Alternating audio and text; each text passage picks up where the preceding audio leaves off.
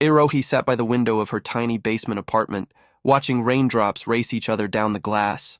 It had been 3 months since she'd lost her job, 2 since her father's health had worsened back in India, and only 1 since her savings had finally given up on her, like everything else. Canada, the land of dreams, now felt like a silent judge. Each day was a cycle of rejected job applications, budget meals, and an aching loneliness that seemed to whisper, "You're not enough." That's when she met Luna. Luna wasn't human. She was a sleek snow-white rescue dog with mismatched eyes and a quiet wisdom that tugged at Aarohi's heart the moment they met at the local shelter. She hadn't gone there to adopt, just to escape the cold and her own thoughts. But Luna had trotted up, rested her head on Aarohi's lap, and sighed, as if she'd been waiting for her all along.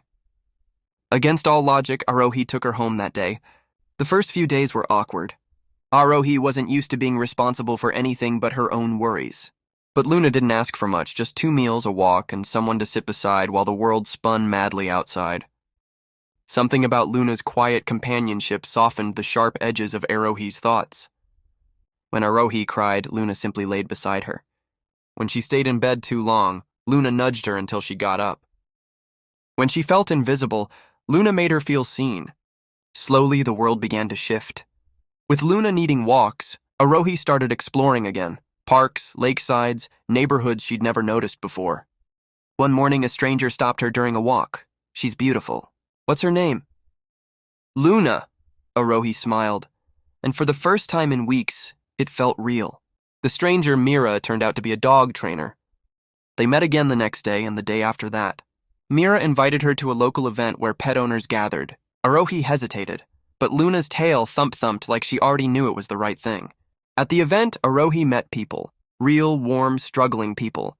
She found herself listening, laughing, and even sharing her story.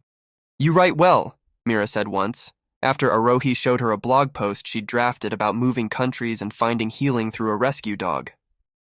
"You think people would read this?" "I think people need to." Encouraged, Aarohi began posting weekly entries. Stories of survival, of grief and hope. She didn't sugarcoat her reality, but she no longer drowned in it. People started reading, then commenting. Then sharing brands reached out. A small income began trickling in. Not much, but enough to feel like momentum. She still had bad days. The job hunt was hard. Her father's calls were sometimes filled with silences too heavy to bear, but she no longer faced those days alone. One evening, Aarohi sat watching Luna chase butterflies in the park. The sky was a mess of orange and purple, as if even the universe had stopped to admire the moment.